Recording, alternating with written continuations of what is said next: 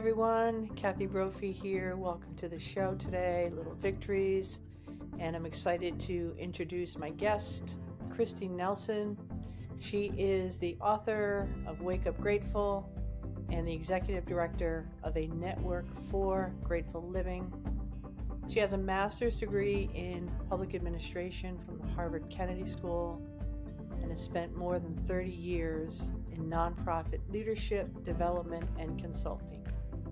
I have gotten to attend 2 of her workshops that were very transformative and powerful, and I'm so excited for you to also meet her today. Let's get over to Kristi. And welcome, beautiful person, Kristi Nelson. Welcome to Little Victories. Hi, Kristi.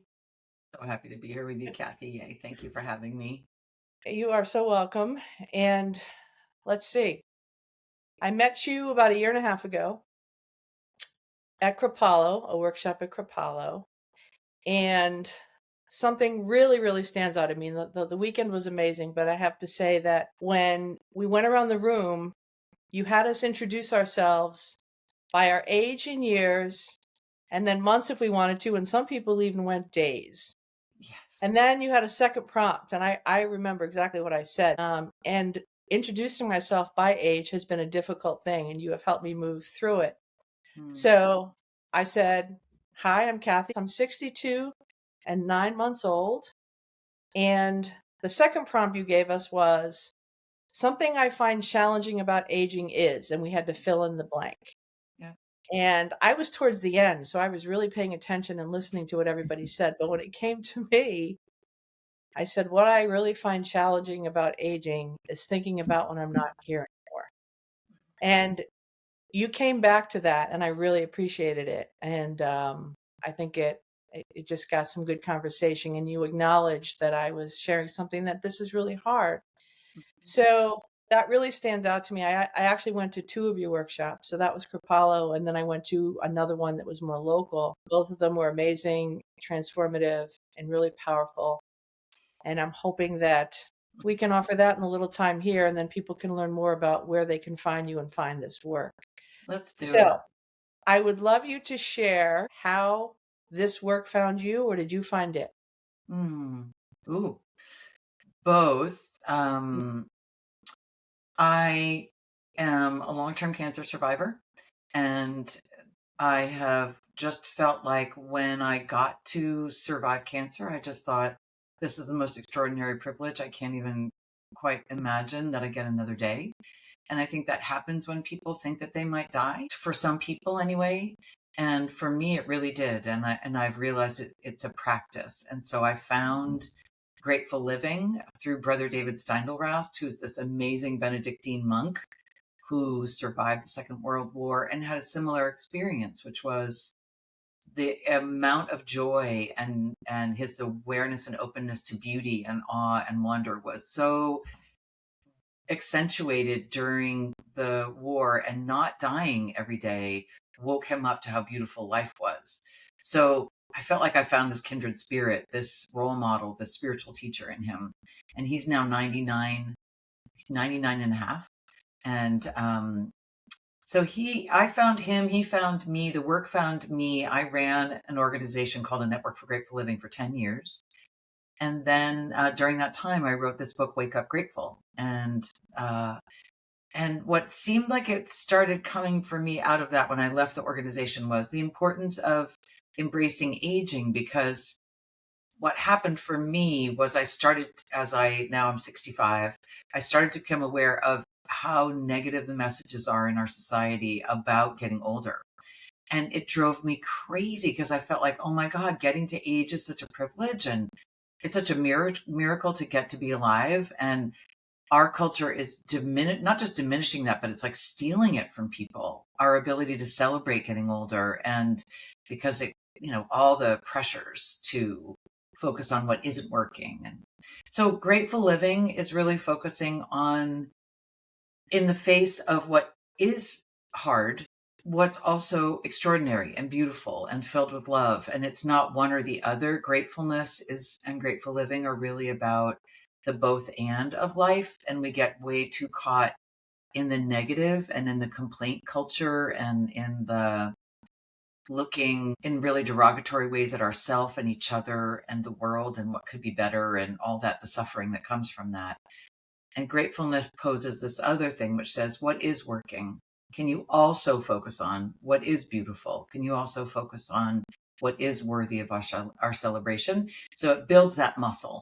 And that really, it really resonates with my spirit and with being a survivor of cancer for me. It honors life. And that's what I am about. Yeah, another phrase that really stuck out was I get to. Yeah. I get to have another day. I get to have another day. Ooh, look, I'm wearing my bracelet. I made these bracelets. I know you have a bracelet too. Hang on, ready? What is it? Yeah. Oh yeah, okay. All right. What does it say on the bracelet? What I get to. Oh, cool. Okay. So it says it's a heart and it says I get to ... And I had those made this winter because I realized that I wanted to look down and look at my wrist and see that, and I wanted other people to see it too, because it reminds me that I get to do all the things I get to do, and what a privilege that is. I'm actually just thinking, so that year and a half when I was at Kripalu with you, I want to do a shout out. Any of the people that were there in that session, I'm going to say hi. And I had a buddy, Bix, I made that weekend. She and I were partners throughout the entire weekend. So Bix, if you are listening, this is to you. I'm going to make sure she does. She's amazing. I will let her know. Yeah. So, Kristi, before we get into a little more stuff, I just kind of have a fun light question. I like to start it off and for people to get to know maybe another side of you. Yeah. And so the question is, if you were to walk into a room, what song would you want to play each time you entered that room? Oh my goodness. Well, the one that comes to mind, there's my Grateful song, which is a love song to the world. It's called Grateful, a love song to the world, that these people performed, and I love that. So I'm going to recommend that, but that's not the song I'd have on, because the one that would get everybody dancing and is my I Can't Not Dance song is Pharrell Williams' Happy. Oh, yes. Pharrell Williams' Happy. So, and it's just a video of tons of people dancing in all their own different ways, of all ages, sizes, races. It's just gorgeous. And so I feel that song lights up my spirit and makes my feet just go crazy. And my hips, I can't not move. About 7 years ago, it was during the winter. We had a lot of snow, and I was just kind of like going out of my mind a little bit. So I grabbed Maria and our son, and I said, he had his little iPad, and I said, Joe, put on the song Happy. He got on the car. We went in our driveway, and we just started randomly swing dancing because you couldn't go anything. It was kind of like everything was shut down. I actually have a video of it, and I like to share that about just like having fun, being spontaneous in the moment. So that was a really fun moment for us. You're a great role model for that, Kathy. So true. Okay, so I would love you to help us understand the difference between gratitude and gratefulness. Thank you. You're welcome. As easily as I can put it, gratitude we know as a feeling, response, reaction to getting something that we want, to getting our way when things are going well. We have the experience of gratitude. Yay, yay, oh, I got this. Oh, yay, yay, this one well. Oh, yay, yay, I got a parking space. And then we don't experience gratitude when the whole rest of the time, like we tend to think it's relegated for those moments when we get something. And I love the idea that I get to is basically we're getting something all the time. And gratefulness actually acknowledges that. Gratefulness acknowledges that life is the greatest gift and our breath is the greatest gift. And there's the principles in grateful living basically say life is a gift. When you are aware of receiving all the time, you can always be grateful. When you're aware of receiving life, you're aware of receiving oxygen, you're aware of receiving all the things in the world that are streaming towards keeping us alive and keeping us warm in the wintertime and cool in the summer. And just to think about all of what it is in life that's helping us stay afloat, alive, the people in our lives, the forces for good. It's like just to be grateful in every moment. So gratefulness is an orientation. I call it gratitude for life.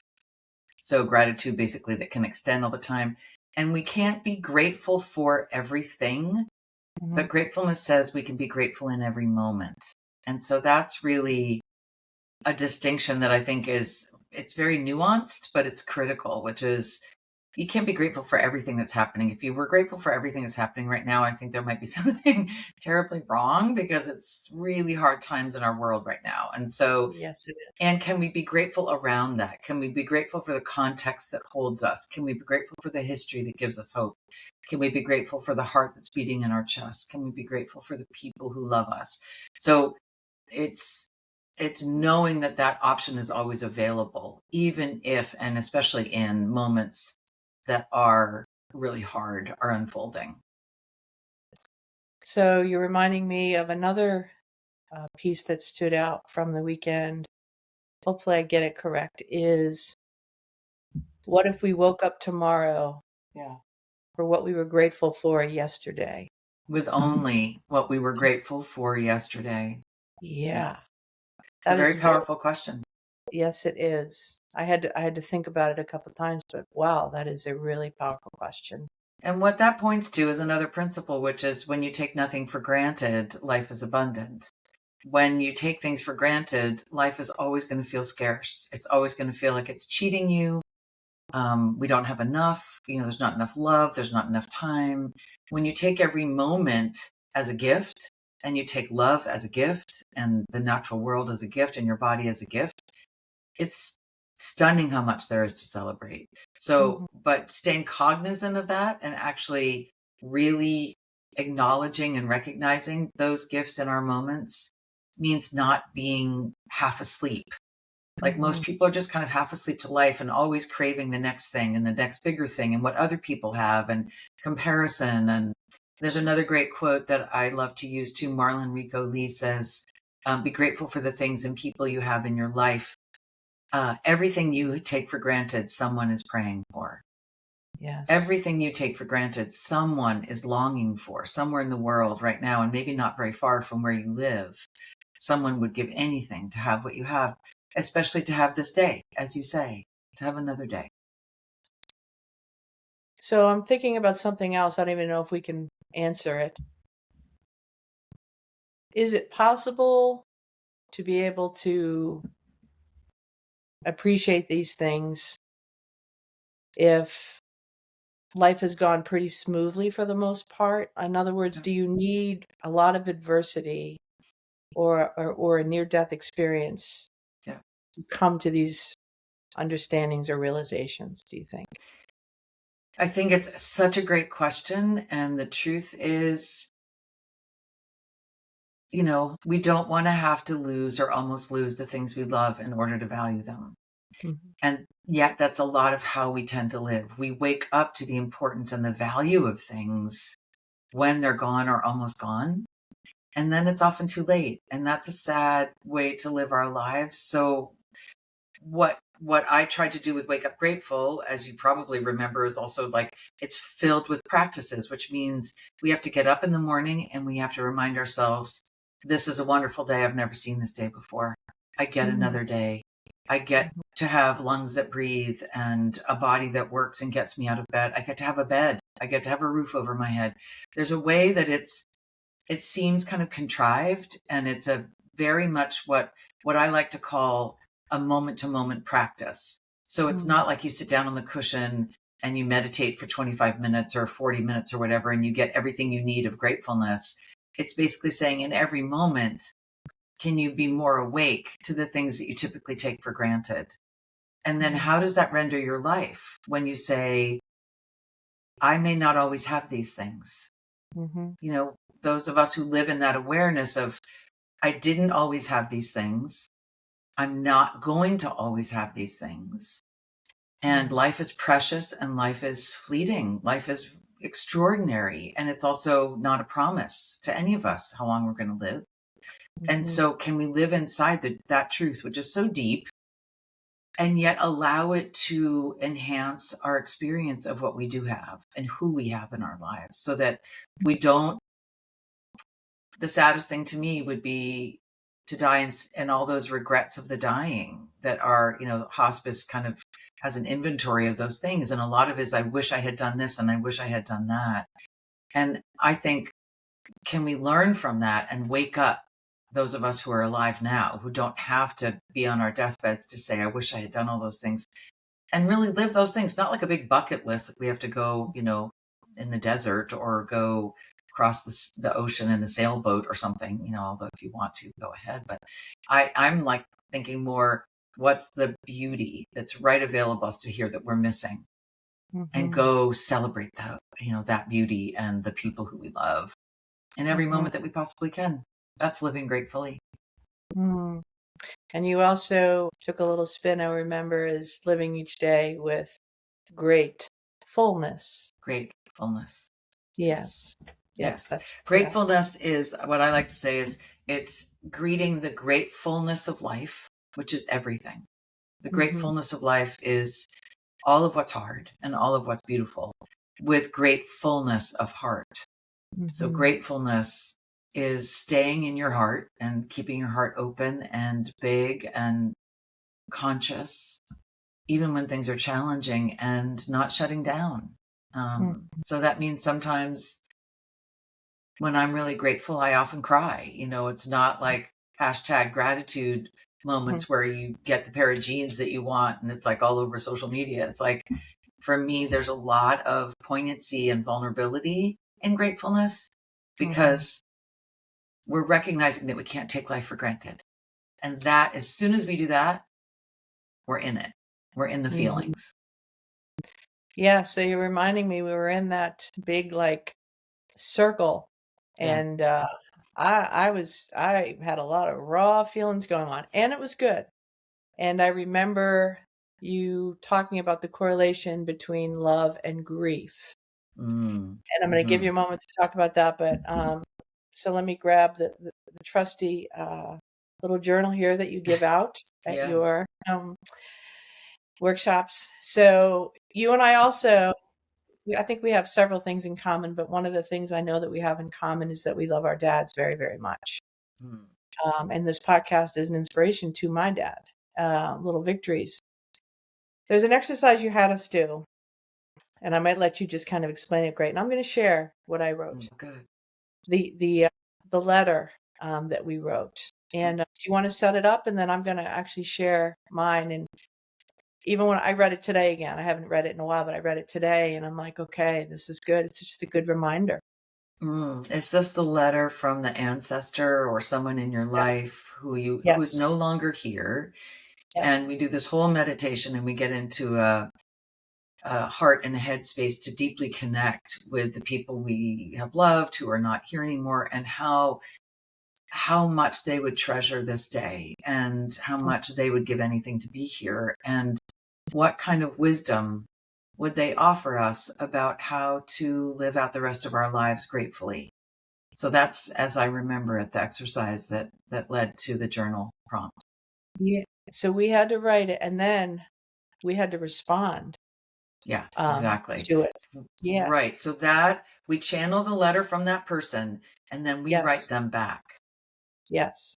Okay. I'm going to see if I can get through this here. Talk about vulnerability. I'm trying to practice it. So you go. I'm so proud of you. Okay. So my letter is from my dad to me.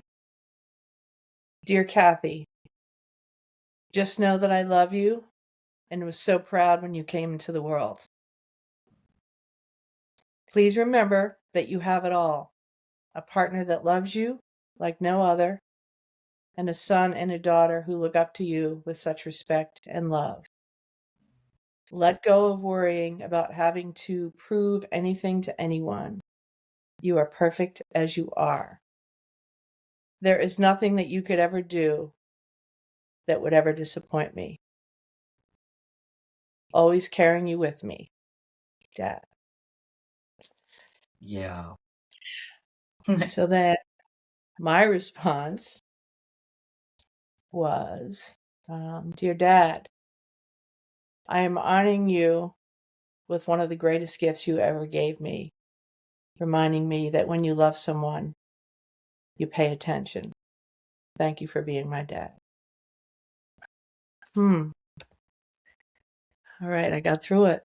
Nice. You did it. Wow. Yeah, yeah. It was I just want people to know that's the deepest part of that the was really workshop. Yeah. Yeah. Really powerful. oof. Yeah. And We did that with our partner. yeah, I'm so proud of you for how deep you let yourself go. You know, if we can touch grief, we can touch joy. And, you know, I always say to people, the filter that filters out grief is also going to filter out the joy that's available to us. There's not, you have one filter for one feeling and then all the other ones get to be full blown. No, it's really like, it's like dimming down the light on all the things that we feel. So, and I also want to bring up that graphic that I think you really responded to, which was the hearts in jars. And it's about, grief doesn't shrink. We grow around our grief. So that's just to me one of the most beautiful things. And so therefore the size of the grief stays exactly the same, but our jar gets bigger. And that's what gratefulness does for us, is it makes a bigger container in which to hold the grief. And so the grief then is accompanied by all these other things. And I think, like the letter that you wrote to your dad and he wrote to you, those are examples of grief held in a bigger space, of wisdom, of this sense of faith and trust and generosity of spirit. And it's like creating a sense of collaboration with the people we love and partnership who aren't here anymore. And that's a radical thing, kind of wild out there thing. But I think if we can live honoring the people we love the most who are no longer here, we will live more gratefully, because that's how they would have lived if they came back and had another day. So I think that's important. So thank you. That was a beautiful exercise. Really, really powerful. Thank you. Yeah. I want to give you an opportunity. You wrote this workbook here, which I have. The Gratitude Explorer workbook. Yeah. And then you've written one and you're working on a second. Is that correct? Yeah. So I wrote this one. This is the hardcover, Wake Up Grateful.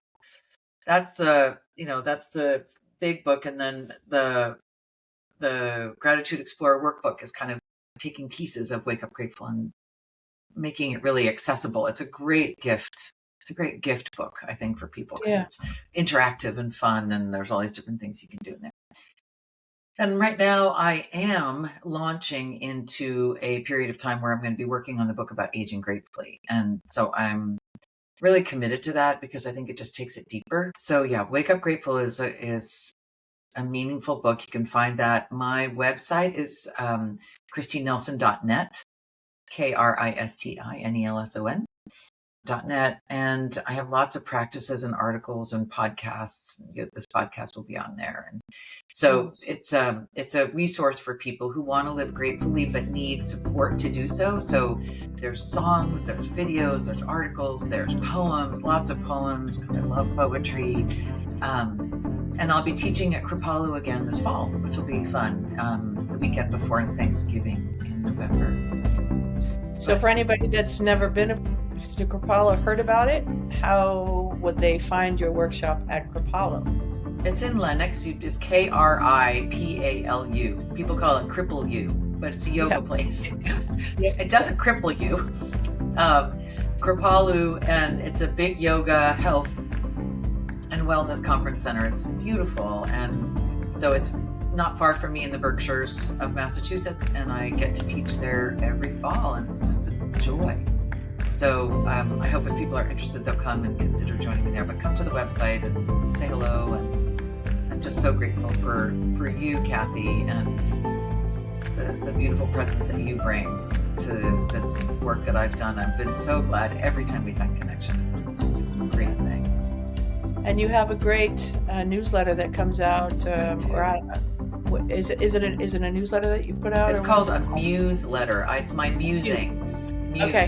So yes, once a month. That's beautiful writing. You can sign up for that. Yep. That's a lovely way to stay connected to the work. And so that you can sign up for that, and just any ways that people want to stay in touch, and send good vibes and prayers and best wishes for the writing project, because writing a book is a really big thing, and so that's what I'm up to next. Okay, yeah. Well, Kristi, we're going to get ready to wind down in the best way I know how, as we remind people, when you love someone, you pay attention. Thank you so much, Kristi. And you bet. Thank you for paying attention to all the things that you do. Your heart is big and your spirit is magnanimous and a real gift.